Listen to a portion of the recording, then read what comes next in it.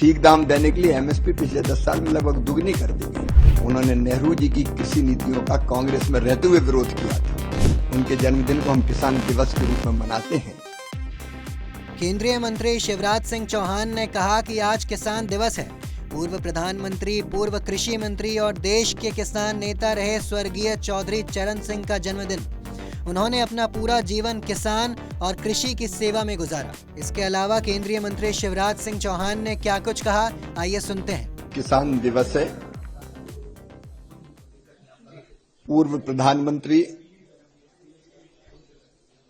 पूर्व कृषि मंत्री और देश के किसान नेता रहे स्वर्गीय चौधरी चरण सिंह जी का जन्मदिन। उन्होंने अपना पूरा जीवन किसान और कृषि की सेवा में गुजारा। वो धुन के पक्के थे और जिस चीज को ठीक समझते थे पूरी ताकत से कहते थे। उन्होंने नेहरू जी की कृषि नीतियों का कांग्रेस में रहते हुए विरोध किया था। उनके जन्मदिन को हम किसान दिवस के रूप में मनाते हैं और प्रधानमंत्री श्रीमान नरेंद्र मोदी जी के नेतृत्व में कृषि के विकास और किसान के कल्याण का एक महायज्ञ चल रहा है। प्रधानमंत्री जी ने जो किसान कल्याण की नीति बनाई है उसके 6 प्रमुख सूत्र हैं। उत्पादन बढ़ाना, पर हेक्टर उत्पादन कैसे बढ़े, ईल्ड कैसे बढ़े, उसके लिए नए बीज, उसके लिए मैकेनाइजेशन, उसके लिए सूक्ष्म सिंचाई योजना, कई तरह की योजनाएं उन्होंने बनाई। टेक्नोलॉजी का इस उपयोग, उत्पादन की लागत घटे, प्रधानमंत्री किसान सम्मान निधि, कम ब्याज पर किसान को कर्जा, संस्थागत ऋण बढ़ाना और फर्टिलाइजर सब्सिडी तो पिछले साल ही 1,94,000 करोड़ थी। सस्ता खाद मिल जाए, अच्छे बीज मिल जाए, ठीक दाम देने के लिए एमएसपी पिछले 10 साल में लगभग दुगनी कर दी गई।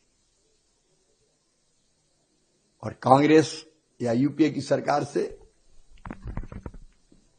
कई गुना ज्यादा खरीदी भी की। प्राकृतिक आपदा में किसान को राहत देने के उपाय, प्रधानमंत्री फसल बीमा योजना,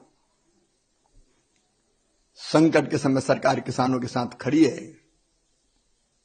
चाहे किसानों के हित में खाद्य तेलों की इंपोर्ट ड्यूटी 0 से बढ़ा के 27.5% करना हो, या प्याज के एक्सपोर्ट पर जो ड्यूटी थी 40 से घटा के 20 करना हो,